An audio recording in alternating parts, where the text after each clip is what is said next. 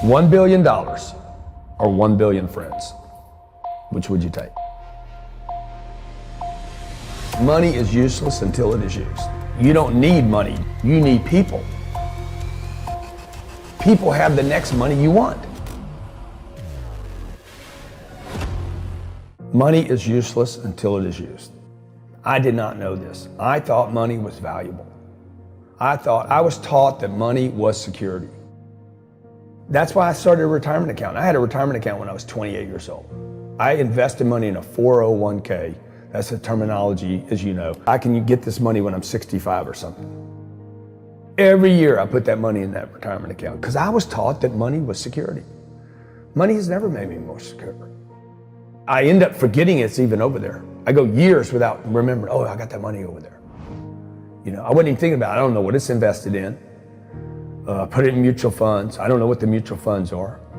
I have no passion or connection to any of the companies. It was just about money. It's like this money just sits here. What is it? It's just pieces of paper. Somebody decided on the colors, the values. Somebody put a little stamp on it. A lot of work went into like making me believe this is somehow valuable. Today, I just know that like, man, until this starts moving around, it's not valuable. People are way more valuable. It just shows you how little people have really thought about money. $80 billion a year is spent in America on lottery tickets. Nobody spends anything with friends. $80 billion, that's more money than Starbucks, Burger King, Taco Bell, and Kentucky Fried Chicken. I wasn't thinking big enough. I was thinking that if I save my money, that if I'm just save the pennies, you know, save the money, pay attention to the money, then clip the coupons, do everything on the cheap, right? Buy everything on sale, buy low and sell high, all that old adage of our parents. If I do that, then I'll be better off, right? Rather than, why don't I learn a skill? Why don't I promote myself? People spend almost nothing to promote themselves. If I don't promote myself, I can't get money anyway. Because, you know, we're told not to. Don't toot your own horn, be seen and not heard. Don't get so much attention. We're told this as little kids. Women have it worse than men. Don't show off. Don't be a braggart. Don't talk about yourself. Fly under the radar. If you get too big, you're going to get attacked. Nobody's telling us, get so big that no attack can bother you. If I die today, Elena and the kids will not have to worry about money. They will not. In 2008, all I had to worry about was money. I had a $60 million lawsuit hit me.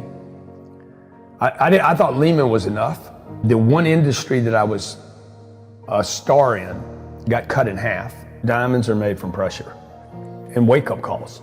So not all coal becomes a diamond. What data do you have that is holding you back from becoming who you could be? What have you been operating with?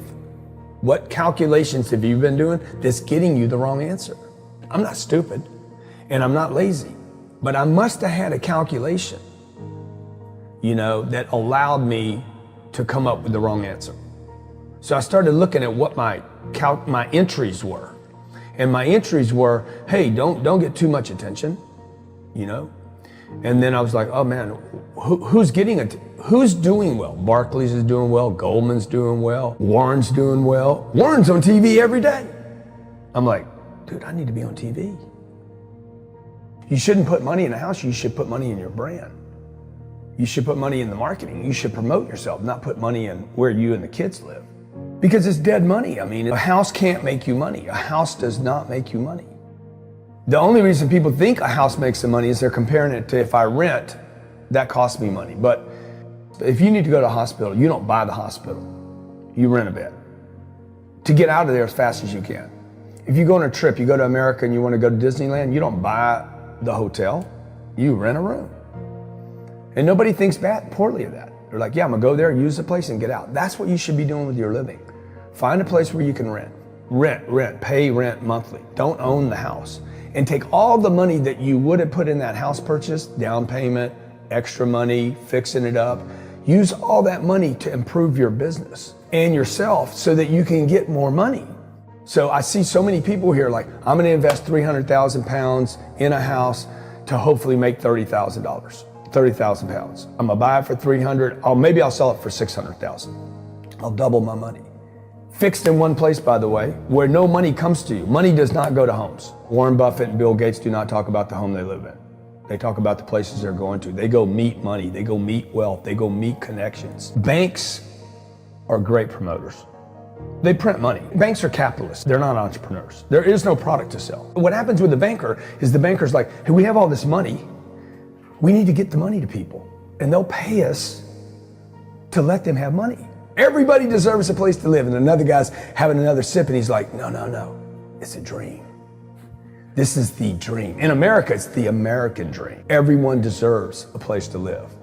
And other people say, oh, this is a way to make money. It's not a way to make money. It's a way to make money. Banks have made more money off of homes than anybody in the game. Most people can't keep it.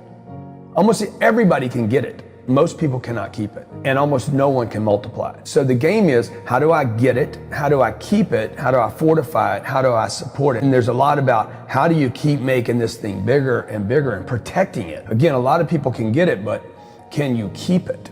And then can you make it bigger? That means people. I need good people. I need more ideas. I need more production. I need to not get complacent. That's who I study today. I study people that are multiplying what they've already created, not talking about what they did and now they're not doing it anymore. Everybody should look for people that have accumulated these kinds of things. Well, that's not what we're told in society. This is who people should study. People that have gone out, started with a little bit or nothing, had an idea, accumulated something, and then lived it out for 35 years. When you're asking me about the $1 billion right now, I'm like, dude, I'm not even thinking about $1 billion anymore. I'm thinking about how do I build a $10 billion fund? The moment you start thinking like that, it's like buying a yellow Volkswagen, right? You'd never seen one before, and then you're like, I'm gonna get a yellow one. And then all of a sudden you see them everywhere. It's a raising of awareness. It strips off this blindness that we have. And then I can see again, I'm like, God, how many $10 billion